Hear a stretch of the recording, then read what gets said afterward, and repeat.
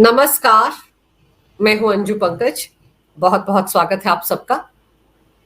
हाल के दिनों में देखा गया है कि जितने भी हाई प्रोफाइल मामले होते हैं, जब उन मामलों में आरोपियों को जमानत मिलती है सुप्रीम कोर्ट से, तो वो अपने समर्थकों के साथ इस तरह से जश्न मनाते हैं जैसे कि उन्हें उस मामले में बाइज्जत बरी कर दिया गया हो। एक ऐसा ही मामला सुप्रीम कोर्ट पहुंचा, जहां पर सुप्रीम कोर्ट ने सख्त तेवर दिखाते हुए उस आरोपी को चेतावनी तक दे डाली कि कोर्ट उसकी जमानत को रद्द कर सकता है। और कोर्ट ने इस मामले में सुनवाई करते हुए जो कहा, वो उन सब आरोपियों के लिए खतरे की घंटी है जो इस वक्त किसी ना किसी मामले में जमानत पर बाहर हैं, और उन्होंने भी इसी तरीके से जमानत मिलने के बाद अपने समर्थकों के साथ जश्न भी मनाया। और वो आज भी अपने उस मामले पर, जिस मामले में वो जेल गए थे, जिस मामले में ईडी या सीबीआई या पुलिस ने उनको गिरफ्तार किया था, उस मामले में जमानत मिलने के बाद अदालतों पर ही सवाल उठा रहे हैं। अब ये मामला जो है जिसका मैं जिक्र कर रही हूं, ये मामला महाराष्ट्र के नेवासा इलाके का है। क्या है पूरी कहानी वो आपको बताती हूं। सोपान गाड़े नाम का एक अपराधी है जो कि महाराष्ट्र के नेवासा इलाके से है। कई मामलों में वो आरोपी रहा है। उस पर 2013 में एक हत्या का आरोप भी लगा था। निचली अदालत में और बॉम्बे हाई कोर्ट में उसने जमानत के लिए याचिकाएं दायर की कई बार, लेकिन उसकी आपराधिक पृष्ठभूमि की वजह से उसको अदालतों से जमानत नहीं मिली। हालांकि सुप्रीम कोर्ट ने सोपान गाड़े को जमानत दे दी क्योंकि वो लगभग 1 दशक से जेल में बंद था। लेकिन जमानत मिलने के साथ ही उसने अपने इलाके नेवासा में अपने समर्थकों के साथ एक रोड शो निकाला, और उस रोड शो में क्या क्या तमाशे किए वो भी आपको बताती हूं। सोपान गाड़े के इस रोड शो में 100 से 150 फोर व्हीलर शामिल थे, 70 से 80 बाइक्स शामिल हुए, लंबा चौड़ा काफिला था, और तो और जेसीबी मशीन से उस पर फूलों की बारिश की गई जैसे कि वो बहुत बड़ी जंग जीत कर आया हो, और जमकर आतिशबाजी की गई। बात यही नहीं थमी, बल्कि उसके इस रोड शो का सोशल मीडिया पर सीधा प्रसारण भी किया गया। आप सोचिए, एक अपराधी जो हत्या के आरोप के साथ साथ कई और मामलों में जेल में बंद था, 10 साल से वो जेल में बंद था। निचली अदालत से, बॉम्बे हाई कोर्ट से उसको जमानत नहीं मिल पा रही थी क्योंकि एक नहीं कई मामले उसके खिलाफ थे। लेकिन जब जनाब जमानत पर रिहा हुए तो उन्होंने अपने इलाके में ऐसा रोड शो निकाला कि लोग देखते रह गए। लाइव प्रसारण भी हो गया सोशल मीडिया पर, और इस वजह से नेशनल हाईवे जो था उस पर 5 से 6 घंटे तक जाम लगा रहा। फिर एक याचिकाकर्ता है आसिफ खान, वो इस मामले की शिकायत लेकर सुप्रीम कोर्ट पहुंचे। वहां पर उन्होंने एक याचिका दायर की। यह मामला पिछले साल 16 दिसंबर का है, और याचिकाकर्ता ने सुप्रीम कोर्ट से कहा कि वो सोपान गाड़े को दी गई जमानत को रद्द कर दें। ये मांग उठाई अपनी याचिका में आसिफ खान ने, और आसिफ खान ने सुप्रीम कोर्ट को जानकारी दी कि पिछले साल 16 दिसंबर को इलाके के लोगों के मन में खौफ पैदा करने के लिए सोपान गाड़ी ने इस तरह का रोड शो निकाला, क्योंकि हत्या का आरोप उस पर था। और ऐसे आरोपी जब बाहर आएंगे तो क्या वो उस मामले से जुड़े हुए गवाहों को डराएंगे धमकाएंगे? नहीं। और अपनी शक्ति का प्रदर्शन वो और किस तरीके से करता? पहले तो रैली निकाली, जुलूस निकाला, रोड शो निकाला, फिर उसका लाइव प्रसारण भी कर दिया। तो याचिकाकर्ता ने सुप्रीम कोर्ट में कहा कि ये सब कुछ तमाशा जो था, ये सारा तामझाम इलाके के लोगों के मन में खौफ पैदा करने के लिए किया गया, इसलिए उसकी जमानत को रद्द किया जाए, उसे वापस जेल भेजा जाए। आसिफ खान की याचिका पर सुप्रीम कोर्ट में जस्टिस BR गवई और जस्टिस KV विश्वनाथन की बेंच ने सुनवाई की। बुरा मामला सुनने के बाद सुप्रीम कोर्ट ने काफी नाराजगी भी जताई। जस्टिस गवई की बेंच ने कहा कि कोर्ट से जमानत मिलने के बाद समर्थकों की भीड़ के साथ रैली निकालने की अपराधियों और नेताओं की आजकल एक आदत सी हो गई है। सुप्रीम कोर्ट की टिप्पणी कर रहा है। अपराधियों के साथ साथ राजनेताओं की बात भी की जा रही है सुप्रीम कोर्ट में कि उनको भी आदत हो गई है आजकल रैलियां निकालने की, समर्थकों के साथ जश्न मनाने की। तो सीधे सीधे निशाना आम आदमी पार्टी के उन नेताओं पर भी है जो हाल फिलहाल में ही तिहाड़ जेल से बाहर निकले हैं और वो भी जश्न मना रहे थे। आगे सुप्रीम कोर्ट ने सोपन गाड़े के वकील से इसके बारे में पूछा तो उसने कहा कि जुलूस सोपन गाड़े ने नहीं निकाला था बल्कि उसके समर्थकों ने निकाला था। समर्थक किसके थे? सोपान गाड़े के ही तो थे। और सोपान गाड़े बाहर निकल रहा है तो अपने आका को खुश करने के लिए उसके गैंग के लोग, उनमें से भी पता नहीं कितने लोग इस तरह की हरकतों में शामिल रहे होंगे, वो सबके सब इस तरह का जुलूस अपने आका के इशारे पर ही तो निकालेंगे। खुद ब खुद तो समर्थक उतर कर बाहर नहीं आ जाएंगे। और फिर वकील की बात सुनने के बाद बेंच ने हिदायत देते हुए कहा कि पहले तो आप कोर्ट से माफी मांगे और लिखित में एक हलफनामा दें, कोर्ट में यह हलफनामा जमा करवाएं कि फिर से वो ऐसा हरगिज नहीं करेगा। अगर वो ऐसा दोबारा करता है तो फिर उसकी जमानत को कोर्ट रद्द कर देगी, वापस उसको जेल भेज देगी। और गौर करने वाली बात यह है कि कोर्ट ने भी माना कि इस तरह समर्थकों की भीड़ के साथ शक्ति प्रदर्शन करने वाला रोड शो उस मामले के गवाहों को डराने के लिए काफी है। और यही तो वो करना चाहता था। जिस मामले में वो 10 साल से जेल में बंद था, ये सोपान गाड़े हत्या का मामला है ना, तो जो लोग उस मामले में गवाह होंगे, क्या ये रोड शो देखने के बाद वो गवाही देने के लिए फिर से जाएंगे कोर्ट में?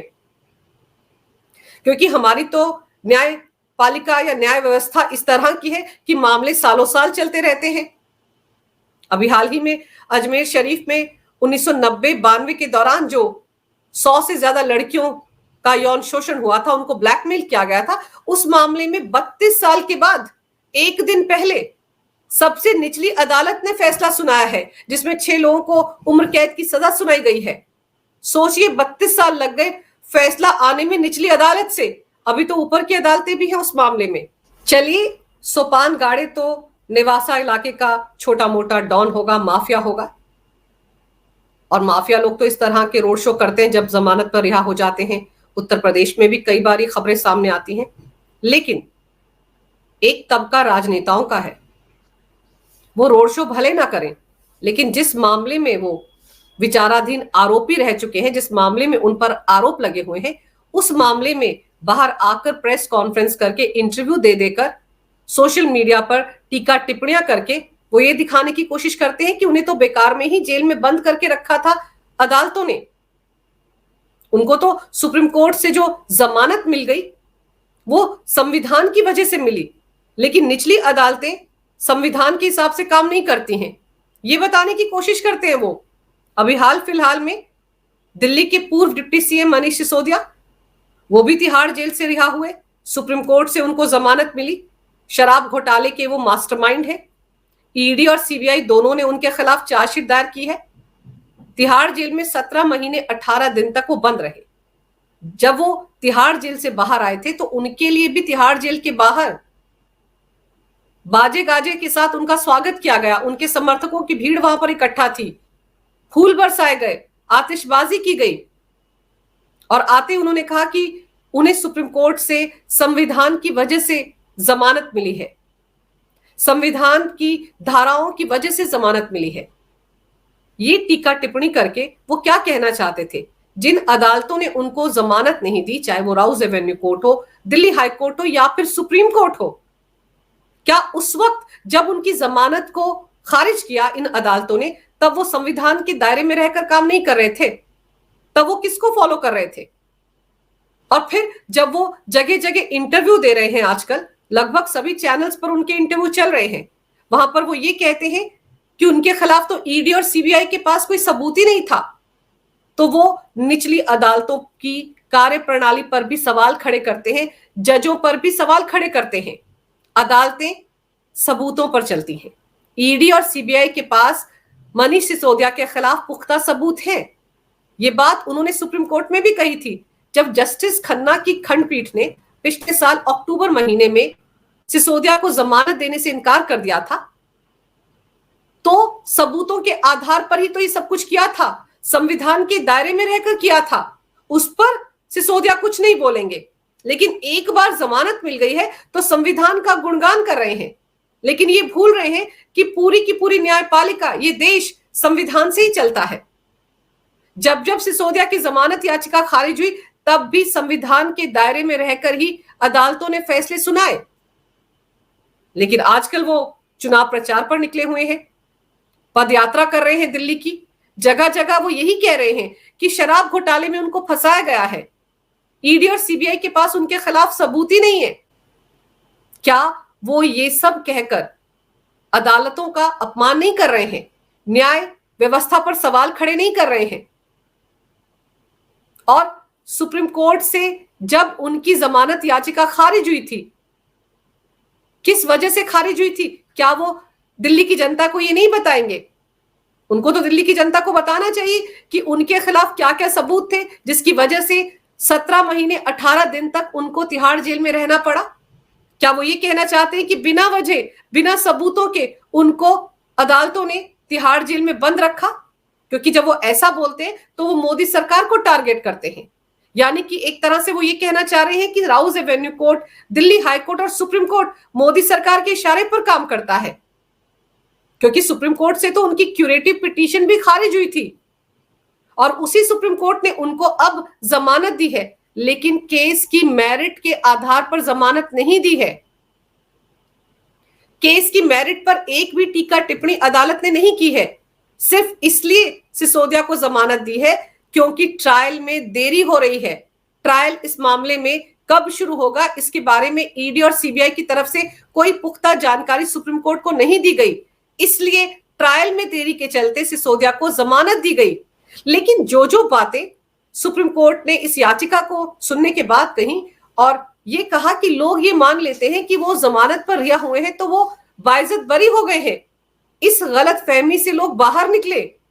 और इस गलत फहमी के शिकार तो आम आदमी पार्टी में संजय सिंह भी है और मनीष सिसोदिया भी है। संजय सिंह को जब पिछले साल अक्टूबर महीने में ईडी ने गिरफ्तार किया था, उसके करीब करीब 6 महीने के बाद उनको सुप्रीम कोर्ट से जमानत मिली थी। लेकिन निचली अदालतों में, चाहे वो राउज एवेन्यू कोर्ट हो या दिल्ली हाई कोर्ट हो, वो बार बार जमानत के लिए गए थे लेकिन उनको जमानत नहीं मिली थी। और जब सुप्रीम कोर्ट से उनको जमानत मिली तो आम आदमी पार्टी ने अपने ऑफिशियल ट्विटर हैंडल पर लिखा, सत्यमेव जयते। राघव चड्ढा ने लिखा, शेर बाहर आ गया है। इस तरह की बातें लिखी गई। लेकिन समझने वाली बात तो यह है कि संजय सिंह को बाइज्जत बरी नहीं किया था कोर्ट ने।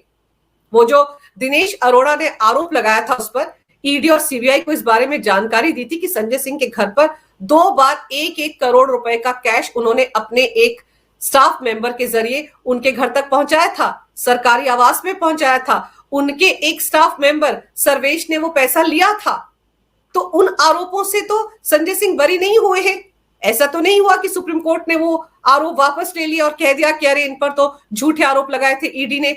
ऐसा तो कुछ नहीं हुआ। लेकिन बाहर आने के बाद जो तेवर थे संजय सिंह के, जिस तरीके से वो ईडी पर सवाल उठा रहे थे, जांच एजेंसियों को कटघरे में खड़ा कर रहे थे, तो वो यही कहने की कोशिश कर रहे थे कि उन्हें तो बिना वजह गिरफ्तार कर लिया, उन पर तो कोई आरोप ही नहीं थे। आम आदमी पार्टी के नेताओं की तरफ से बाकायदा प्रेस कॉन्फ्रेंस करके कहा गया कि उनके पास से तो कुछ बरामद ही नहीं हुआ। अब कौन बार बार समझाए आम आदमी पार्टी के नेताओं को कि चोर चोरी करके सारा माल अपने घर में नहीं रखता है, उसको यहां वहां छिपा देता है, यहां वहां उसको खर्च कर देता है ताकि पकड़ में ना आए। लेकिन बार बार ये कहा गया कि संजय सिंह के पास से तो पैसा मिला ही नहीं। और एक तरह से जब इस तरह की स्टेटमेंट दी जाती है तो जो निचली अदालतें होती हैं उनकी कार्यप्रणाली पर सवाल खड़े किए जाते हैं। तो सुप्रीम कोर्ट को ऐसे आरोपियों को भी चेतावनी देनी चाहिए। जब जमानत दी गई और कोर्ट ने यह कहा सिसोदिया के मामले में कि जेल अपवाद है और जमानत अधिकार है, तो उस वक्त यह भी कहना चाहिए था कि सिसोदिया को बाइज्जत बरी नहीं किया जा रहा है, वो इस गलत फहमी में ना रहे, उनको सिर्फ जमानत मिल रही है और बाहर जाकर वो इस केस के बारे में डिस्कस ना करें। लेकिन ऐसा कोई हिदायत, ऐसी कोई चेतावनी सुप्रीम कोर्ट की तरफ से इनमें से किसी को भी नहीं दी गई। इसीलिए बाहर आकर इस तरह की बातें कर रहे हैं और अपने आप को बिल्कुल पाक साफ दिखाने की कोशिश कर रहे हैं। और फिर जब ऐसे हाई प्रोफाइल मामलों के आरोपी जमानत पर बाहर आते हैं और निचली अदालतों के फैसलों पर सवाल खड़े करते हैं, तो क्या ये जिम्मेदारी सुप्रीम कोर्ट की नहीं है कि वो इन सब आरोपियों को जमानत देने के साथ चेतावनी भी दें? क्योंकि निचली अदालतें, चाहे राउज एवेन्यू कोर्ट हो या फिर दिल्ली हाई कोर्ट हो, ये सारी अदालतें उसी न्याय व्यवस्था का हिस्सा है जिसमें सुप्रीम कोर्ट सबसे ऊपर है। तो अगर सुप्रीम कोर्ट ऐसे हाई प्रोफाइल मामलों के आरोपियों को जमानत दे रहा है, ट्रायल में देरी हो रही है या कुछ और वजह है, जिस भी वजह से जमानत दे रहा है, उसके साथ सुप्रीम कोर्ट को ये सुनिश्चित करना चाहिए कि ये आरोपी बाहर जाकर ऐसी कोई टीका टिप्पणी किसी जांच एजेंसी पर ना करें, किसी अदालत पर ना करें, जिससे वो ये बताने की कोशिश करें कि उन्होंने तो कुछ किया ही नहीं है, बिना वजह उनको इतने दिन तक जेल में रखा गया। राजनीति अदालतों से बाहर होती है, अदालतों के अंदर राजनीति नहीं हो सकती, कम से कम आम आदमी यही मानकर चलता है, और इसको सुनिश्चित करना सुप्रीम कोर्ट की जिम्मेदारी है। जमानत के साथ वो ये तो कह ही सकते हैं कि आप बाहर जाकर ये नहीं बोलेंगे, अगर आप इस तरह की टीका टिप्पणी करेंगे इस केस को लेकर तो आपकी जमानत रद्द हो सकती है, क्योंकि इनकी टीका टिप्पणियां पूरी न्याय व्यवस्था को ही कटघरे में खड़ा कर देती हैं। सुप्रीम कोर्ट ने जमानत दे दी तो बल्ले बल्ले है, और जिस दिन सुप्रीम कोर्ट इनके हिसाब से फैसला नहीं सुनाता है तो ये सुप्रीम कोर्ट को भी कटघरे में खड़ा कर देते हैं। वैसे सोपान गाड़े के मामले में जो कुछ सुप्रीम कोर्ट ने कहा है वो इन सब के लिए भी खतरे की घंटी है। इन सबको भी अब संभल कर चलना ही पड़ेगा, वरना कोई पता नहीं कि किसी दिन सुप्रीम कोर्ट इनमें से किसी की भी जमानत रद्द कर दे। अगर आपको ये वीडियो अच्छा लगे तो कृपया इसे लाइक करें, शेयर करें। अगर आप पहली बार मेरे चैनल पर आए हैं तो कृपया मेरे चैनल को सब्सक्राइब करना ना भूलें। मेरे चैनल को अपना पूरा समर्थन दें। ये वीडियो देखने के लिए बहुत बहुत धन्यवाद। नमस्कार। भारत माता की जय हो। वंदे मातरम और जय श्री राम।